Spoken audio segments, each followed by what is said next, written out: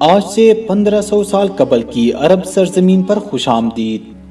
عرب کی سرزمین قدرتی طور پر سنگلاخ، نیم بنجر اور ریگستانوں پر مشتمل تھا، یعنی قدرتی وسائل سے مالا مال نہیں تھا۔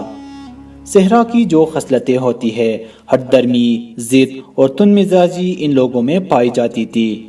تعلیم سے دور دور تک ان کا کوئی رشتہ نہیں تھا۔ ان کی یہ حالت دیکھ کر اس وقت کی متمدن قومیں انہیں پسماندہ، جاہل اور حقیر سمجھتے تھے۔ اس وقت عرب میں کوئی مرکزی حکومت نہ تھی، مختلف قبائل کے اپنے اپنے سردار تھے جو اکثر کسی بادشاہ کے تابع ہوتے تھے، مگر وہ اپنی داخلی آزادی ہر حالت میں برقرار رکھتے تھے۔ قبیلے کا سردار وہی ہو سکتا تھا جس کے حامی افراد زیادہ ہو اور اہل عرب کی قومی خصوصیات بہادری، مہمان نوازی اور فیاضی میں بھی ممتاز ہو۔ اہل عرب بالعموم اور قریش بالخصوص تجارت پیشہ تھے، صنعت و حرفت میں پسماندہ تھے۔ صرف یمن میں چادر اور کمبل بنانے کی صنعت موجود تھی، یا بعض جگہوں پر جنگی ہتھیار بنانے کا رواج تھا۔ یہ لوگ مہمان نوازی، ایفائے عہد، بہادری اور فیاضی کے ساتھ ساتھ بعض برائیوں میں بھی مبتلا تھے، مثلا شراب خوری، قمار بازی، بیٹیوں کا قتل اور معمولی جھگڑے پر مسلسل لڑائی جیسی عادات موجود تھی۔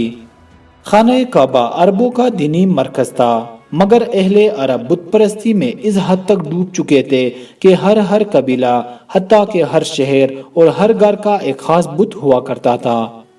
جو لوگ اپنے گھر میں بت نہیں بنا سکتے، وہ بیت اللہ کے ارد گرد پتھر گاڑ کر اس کے گرد طواف کرتے۔ کعبے کے صحن میں 360 کے قریب بت رکھے ہوئے تھے۔ یہ لوگ نہ صرف بتوں کی بلکہ چاند، سورج، ستاروں اور فرشتوں کی بھی پرستش کرتے تھے۔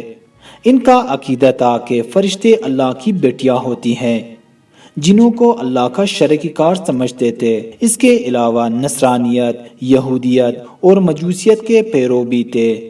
عرب میں بت پرستی کا بانی عمرو بن لہی تھا۔ عمرو سے پہلے جرہم کعبہ کے متولی تھے۔ عمرو نے بنی جرہم کے ساتھ جنگ کی اور انہیں مکہ سے جلا وطن کر دیا اور خود حرم کا پاسبان بن بیٹھا۔ عمرو بن لہی ایک دفعہ کسی سنگین مرض میں مبتلا ہوا تو کسی نے اسے بتایا کہ ملک شام بلقا کے مقام پر ایک گرم پانی کا چشمہ ہے، اگر تم وہاں جا کر اس پانی سے غسل کرو تو شفایاب ہو جاؤ گے۔ یہ بلقا پہنچا، اس چشمے کے پانی سے غسل کیا تو صحتیاب ہو گیا۔ وہاں سے اس نے چند بت اپنے ساتھ لائے اور مکہ میں خانہ کعبہ کے ارد گرد انہیں نصب کر دیا۔ کعبہ چونکہ عرب کا مرکز تھا، اس لیے تمام قبائل میں بت پرستی کا رواج ہو گیا۔ سرکار رسالت مآب سے پہلے عرب کو جلی ہوئی زمین کے نام سے یاد کیا جاتا تھا۔ صحراؤں میں انسان نما جانور رہتے تھے جو بعد کا بتنگڑ بنانے میں دیر نہیں کرتے تھے۔ قبیلہ وار جنگیں ہوتی رہتی تھی۔ چونکہ زمانہ جاہلیت میں یہودیوں کا قومی پیشہ اسلحہ سازی تھا، لہٰذا یہ دھندا اسی وقت پھل پھول سکتا تھا جب ہر طرف جنگ و خریزی کا ماحول گرم ہو۔ لہٰذا یہودی منظم طریقے سے عربوں کی جہالت اور قبائلی عصبیت کا فائدہ اٹھا کر لوگوں کو آپس میں لڑواتے رہتے تھے۔ ذرا سی بات پر 40 سال تک جنگیں ہوتی رہتی تھی۔ اس طرح یہودیوں کا قومی بزنس ترقی کرتا گیا اور عرب اپنا سارا سرمایہ اسلحے کی خریداری اور دشمنی نبھانے میں خرچ کرتے۔ سرمایہ دار طبقہ زندگی کے ہر شعبے پر حکمرانی کر رہا تھا۔ تجارت کے لیے اگر کسی سرمایہ دار سے قرض لیتے تو تجارت میں منافع کی کثیر رقم سود کی شکل میں سرمایہ دار کی تجوری میں چلی جاتی۔ یہی لوگ قبیلے کے سردار کہلاتے تھے۔ اولاد کی کثرت پر ایک قبیلہ دوسرے قبیلے پر حسد کرتا۔ وہ عورت کے وجود کو اپنے لیے باعث ننگ و عار سمجھتے تھے۔ بیٹیوں کو زندہ درگور کرنا ان کی قبائلی تہذیب کا حصہ تھا۔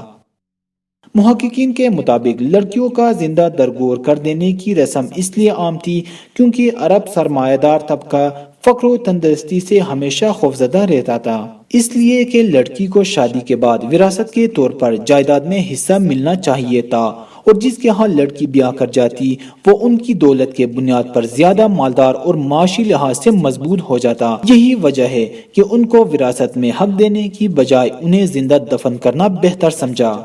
ستم بالائے ستم یہ کہ شوہر کا قرض بیوی سے وصول کر دیتے، نادار اور غریب زوجہ کے قرض ادا نہ کرنے کی صورت میں اس کے شوہر کو غلام یا اسیر بنا لیا جاتا۔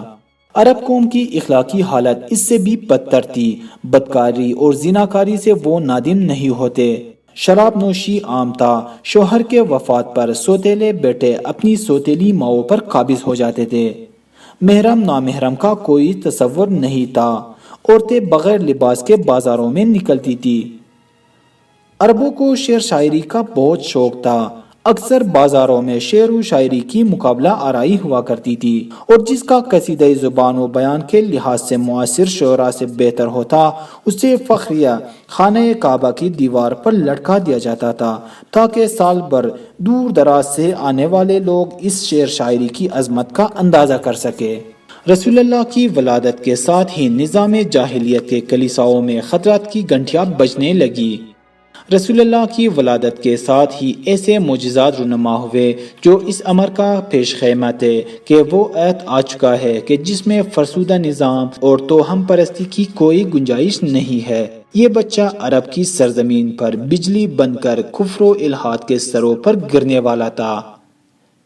یہ تھی ہسٹری آف اسلام کے سیزن 1 ایپیسوڈ 1۔ اگلی ایپیسوڈ میں ہم تفصیل سے رسول اللہ کی پیدائش، نام و نسب اور قبیلے پر روشنی ڈالیں گے۔